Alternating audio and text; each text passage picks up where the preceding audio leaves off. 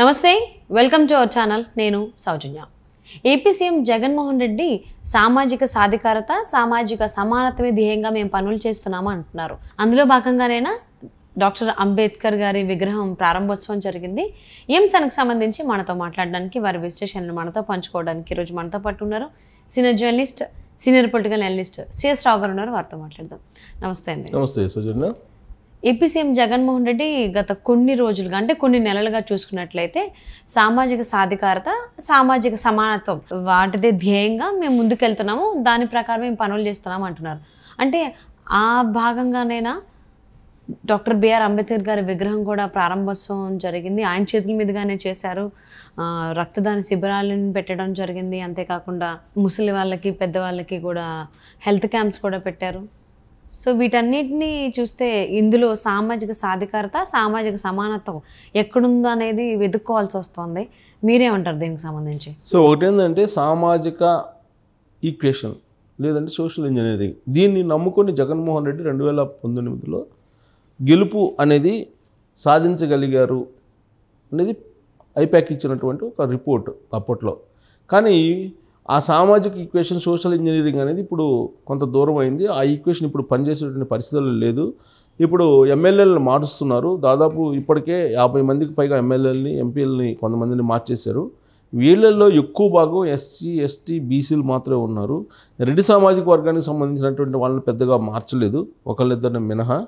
కాబట్టి జగన్మోహన్ రెడ్డి చెప్తున్నటువంటి సామాజిక సమీకరణ, సామాజిక ఈక్వేషన్, సామాజిక సమానత్వం అనేది ఒక మేడిపండు లాంటిది. ఆయన అన్ని అబద్ధాలు చెప్తున్నారు. ఆయనేమో డబ్బులున్నటువంటి వాళ్ళకే సీట్లు ఇస్తున్నారు రాబోయేటువంటి ఎన్నికలకి. ఇలాంటిది వినిపిస్తుంది బాగా. ప్లస్ నమ్మడానికి కూడా ఈ మార్పులు కనిపిస్తున్నాయి. దాదాపు 50 మంది వరకు ఇప్పుడు మార్చేశారు 3 విడతలుగా ఎంపీలు, ఎమ్మెల్యేలు. వాళ్ళలో 90% ఎస్సీ, ఎస్టీ, బీసీలే ఉన్నారు. సో ఇంకా 5, 6, 7 జాబితాలు కూడా రాబోతున్నాయి. ఓవరాల్గా 90 మందిని మార్చేస్తున్న అవకాశం ఉంది. ఆ 90 మందిలో కూడా ఎక్కువ మంది ఈ ఎస్సీ, ఎస్టీలు, బీసీలే ఉన్నారు అనేది క్లియర్గా కనిపిస్తుంది. ఇలాంటి అపవాదు నుంచి బయటపడటానికి కలిసి వచ్చినటువంటి ఒక కార్యక్రమం ఏదన్నా ఉందంటే అంబేద్కర్ విగ్రహ ఆవిష్కరణ. డాక్టర్ బాబాసాహెబ్ అంబేద్కర్ విగ్రహ ఆవిష్కరణ అనేది జగన్మోహన్ రెడ్డి ఆలోచన నుంచి, జగన్మోహన్ రెడ్డి ఒక దృక్పథం నుంచి వచ్చినటువంటి కార్యక్రమం కింద ఇప్పుడు ప్రచారం చేసుకుంటుంది వైఎస్ఆర్ కాంగ్రెస్ పార్టీ. వాస్తవంగా అంబేద్కర్ 125 అడుగుల విగ్రహాన్ని నిర్మించాలి అని సంకల్పించింది చంద్రబాబు నాయుడు, మాజీ ముఖ్యమంత్రి. ఎక్కడ ఆ విగ్రహాన్ని పెట్టాలనుకున్నారు చంద్రబాబు నాయుడు అని అంటే అమరావతి రాజధాని కోర్ క్యాపిటల్ ఏరియాలో 125 అడుగుల అంబేద్కర్ విగ్రహాన్ని పెట్టాలి అనేటువంటి ఒక నిర్ణయాన్ని, దాన్ని సంబంధించిన ప్రచారాన్ని కూడా చేశారు. మేనిఫెస్టోలో కూడా ఆయన అప్పట్లో తెలుగుదేశం పార్టీ పెట్టింది కూడా. ప్లస్ అమరావతి డిజైన్లో కూడా అది ఉంది. సో కాబట్టి ఇప్పుడు జగన్మోహన్ రెడ్డి ఆలోచన నుంచి, జగన్మోహన్ రెడ్డి దృక్పథం నుంచి వచ్చినటువంటి ఈ విగ్రహావిష్కరణ కాదు అనేది ఒకటి. రెండేంటంటే ఈ విగ్రహావిష్కరణ వల్ల ఎస్సీ, ఎస్టీ, బీసీలు అందరూ కూడా జగన్మోహన్ రెడ్డి కట్టుబడి ఉంటారా అని అంటే ఈసారి ఎట్టి పరిస్థితుల్లో కూడా జగన్మోహన్ రెడ్డి ఎన్ని చెప్పినా కానీ కట్టుబడి ఉండేటువంటి అవకాశం లేదు. దానికి కారణం ఏంటంటే ఎస్సీ, ఎస్టీ, బీసీ సబ్ ప్లాన్కి సంబంధించినటువంటి కోట్లాది రూపాయల డబ్బుల్ని విడుదల చేయలేదు. ప్లస్ అసలు కేటాయింపులో లేవు. దాని బదులుగా ఏం చేశారు, ఎస్సీ, ఎస్టీ, బీసీలకు సంబంధించి ఆ డబ్బుల్ని కట్ చేసి ఈయన నవరత్నాలకి వాడుకుంటూ ఉన్నారు జగన్మోహన్ రెడ్డి. సో ఆ క్రమంలో ఎస్సీ, ఎస్టీ, బీసీలు సబ్ ప్లానే లేదు. ఎస్సీ సబ్ ప్లాన్ ఇంతకుముందు వాళ్ళకి సంక్షేమ పథకాల రూపంలో కొన్ని కోట్ల రూపాయలు వచ్చేవి ప్రతి ఏడాది కూడా. అసలు బడ్జెట్లో కేటాయింపులే లేకపోవడంతో అసలు విషయం తెలిసిపోయింది.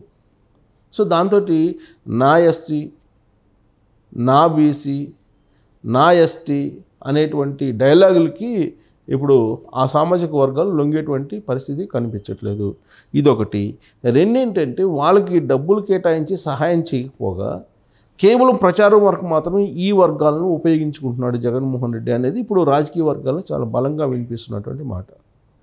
ఇలాంటి సందర్భంలో ఏదో ఒక రకంగా ఆ సామాజిక వర్గాల మద్దతు లేకపోతే ఈసారి గెలిచేటువంటి అవకాశం లేదు అనేటువంటిది సర్వేల రిపోర్టు. అందుకే వాళ్ళు ఇప్పుడు ఏం చేస్తున్నారంటే సామాజిక సాధికారత అనేటువంటి ఒక బస్సు యాత్రను పెట్టారు. ఈ బస్సు యాత్ర ఫెయిల్ అయిపోయింది. ఈ బస్ యాత్ర ఫెయిల్ అయిపోవడంతో మళ్ళీ ఇప్పుడు ఈ అంబేద్కర్ విగ్రహ ఆవిష్కరణకు సంబంధించినటువంటి అంశాన్ని బయటికి తీసుకొచ్చారు. సరే, ఆవిష్కరణ జరిగింది, మంచిదే. రాజ్యాంగం సంబంధించినటువంటి రాజ్యాంగ రూపకర్త ఆయన ఆ కమిటీలో, రాజ్యాంగం రాసినటువంటి కమిటీలో బాబు రాజేంద్ర ప్రసాద్ దానికి అధ్యక్షుడిగా ఉన్నారు. సో ఆ కమిటీలో కీలకం అంబేద్కరు.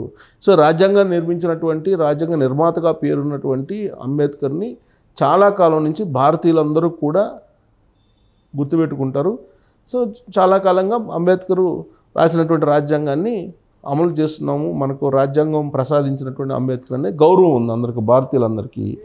కానీ అంబేద్కర్ని కేవలం ఎస్సీ ఎస్టీలకు మాత్రమే పరిమితం చేస్తూ జగన్మోహన్ రెడ్డి ప్రచారం చేస్తున్నారు అనేది ఇప్పుడు ఒక సెక్షన్ ఆఫ్ పీపుల్ అభిప్రాయపడుతున్నారు.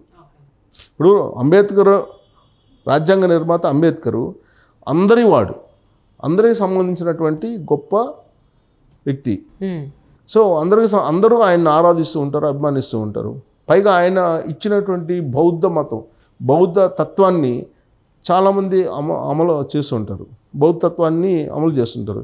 కానీ ఆయన్ని ఎస్సీ ఎస్టీలకి పరిమితం చేయడం అనేది ఒక సెక్షన్ ఆఫ్ పీపుల్ జీర్ణించుకోలేకపోతున్నట్టు ప్రస్తుత తరుణంలో జగన్మోహన్ రెడ్డి కూడా అది ఎస్సీ ఎస్టీలకు సంబంధించినటువంటి అంబేద్కర్ అనే యాంగిల్లో 125 అడుగుల విగ్రహాన్ని ఆవిష్కరించి ఎస్సీ ఎస్టీలకు నేను గౌరవం ఇస్తూ ఈ విగ్రహాన్ని నేను ఆవిష్కరించాను అని చెప్పుకున్నటువంటి ప్రయత్నం ఏదైతే ఉందో అది కరెక్ట్ కాదు అనే యాంగిల్లో మనం విశ్లేషణ చేసుకోవచ్చు.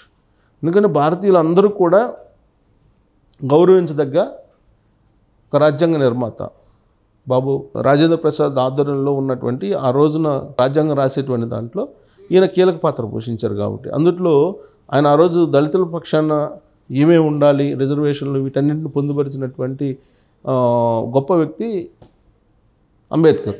సో అందుకనే అందరూ ఆరాధిస్తూ ఉంటారు, అందరూ కొనియాడుతారు. ఈవెన్ మన పార్లమెంట్లో కూడా ఉంది. సో జగన్మోహన్ రెడ్డి ప్రత్యేకంగా గౌరవించినట్టు అంబేద్కర్ని జగన్మోహన్ రెడ్డి గౌరవించకపోతే, లేదంటే జగన్మోహన్ రెడ్డి ఈ విగ్రహ ఆవిష్కరణ చేయకపోతే అసలు ఈయనకు గుర్తింపు లేనట్టు అంబేద్కర్కి అలాంటి ప్రచారం చేసుకుంటున్నారు. అది కరెక్ట్ కాదు. ఒకటి. రెండేంటంటే ఈ స్టాచ్యూలకి 400 కోట్ల రూపాయలు ఖర్చు చేశారు, దానికి 400 crores ఖర్చు చేశారు. ఈ ఎంత ఎత్తైన విగ్రహాలను పెడితే అంత గౌరవం ఉంటుంది, అంత మేము అభిమానించినట్టు అనే ఫీలింగ్లో అటు నరేంద్ర మోడీ ఉన్నారు, ఇటు జగన్మోహన్ రెడ్డి ఉన్నారు. నరేంద్ర మోడీ ప్రతిష్ఠించినటువంటి సర్దార్ వల్లభాయ్ పటేల్ విగ్రహం స్టాచ్యూ ఆఫ్ యూనిటీకి అనేదానికి ఒక చిహ్నం అనేది అప్పట్లో ఆయన దాదాపు 3,000 కోట్ల రూపాయలు పెట్టి దాన్ని అక్కడ ప్రతిష్ఠించారు. సో ఇప్పుడు సర్దార్ వల్లభాయ్ పటేల్కి గుర్తింపు రావాలంటే ఆ విగ్రహం పెడితేనే గుర్తింపు వస్తుందా? కాదు. 3,000 కోట్ల రూపాయలు ఖర్చు పెట్టి ఆ రోజున ఆయన స్టాచ్యూ ఆఫ్ యూనిటీ అనేటువంటి ఒక స్లోగన్ తోటి ఆ విగ్రహాన్ని నెలకొల్పినప్పుడు కాంగ్రెస్ పార్టీతో పాటు విపక్షాలన్నీ కూడా విమర్శించాయి. సో ఆయన అధికారంలో ఉన్నారు, నరేంద్ర మోడీ అధికారంలో ఉన్నారు కాబట్టి ఆయన స్టాచ్యూ ఆఫ్ యూనిటీ అనేటువంటి ఒక స్లోగన్ తోటి ఆ విగ్రహాన్ని నెలకొల్పాడు, స్టార్ట్ చేశారు. తర్వాత 2019 ఎన్నికల్లో మళ్ళీ ఆయన గెలవడం జరిగింది. అదే తరహాలో జగన్మోహన్ రెడ్డి కూడా ఇప్పుడు 400 కోట్ల రూపాయలు పెట్టి 125 అడుగుల ఎత్తైనటువంటి అంబేద్కర్ విగ్రహాన్ని కనుక ఆవిష్కరించినందువల్ల గెలుస్తారా మళ్ళీ అని అంటే ఆంధ్రప్రదేశ్లో అలాంటి పరిస్థితి లేదని సర్వేలు చెప్తున్నాయి. ఎస్సీ ఎస్టీలకు బీసీలకు అన్యాయం చేశాడు జగన్మోహన్ రెడ్డి అనేది వినిపిస్తుంది. వాళ్ళకు ఉన్నటువంటి సప్లాన్ కానీ వాళ్ళకు ఉన్నటువంటి నిధులను కానీ కట్ చేసేసారు జగన్మోహన్ రెడ్డి అనేది వినిపిస్తున్నట్టు ప్రస్తుతంలో. అదేదో జగన్మోహన్ రెడ్డి తానే అంబేద్కర్ని గుర్తించారు అనేటువంటి యాంగిల్లో ఈ విగ్రహాన్ని ఆవిష్కరించడం అనేది ఓట్ల దిశగా చూస్తుంటే కనుక అది కరెక్ట్ కాదనిపిస్తుంది. ఇది ఇంతకుముందు ఓటుకు నోటు కేసు ఉంది, ఓటుకు నోటిస్తే కనుక ఓటేస్తారని చెప్పి అది ఓటుకు నోటు కేసు మనం చూసాం. అదే తరహాలో ఇప్పుడు ఓటుకి విగ్రహాలు అంటే విగ్రహాల్లో ప్రతిష్ఠితే ఓటు పడతాయి అనేది అది కరెక్ట్ కాదు. సో ఓటుకి విగ్రహాలు అనే కొత్త కాన్సెప్ట్ని అటు నరేంద్ర మోడీ ఇటు జగన్మోహన్ రెడ్డి తీసుకొచ్చారు. సో ఈ విగ్రహాలు ఇవి కాదు కావాల్సింది. నిజంగా సామాజిక సాధికారత కావాలి, లేదంటే యూనిటీ కావాలి అని అంటే కనుక దేశ రాష్ట్రాల్లో ఉండేటువంటి ఆయా సామాజిక వర్గాలకు ఏం కావాలో అది చెయ్యాలి ఆర్థికంగా వాళ్ళని బలోపేతం చేయడానికి.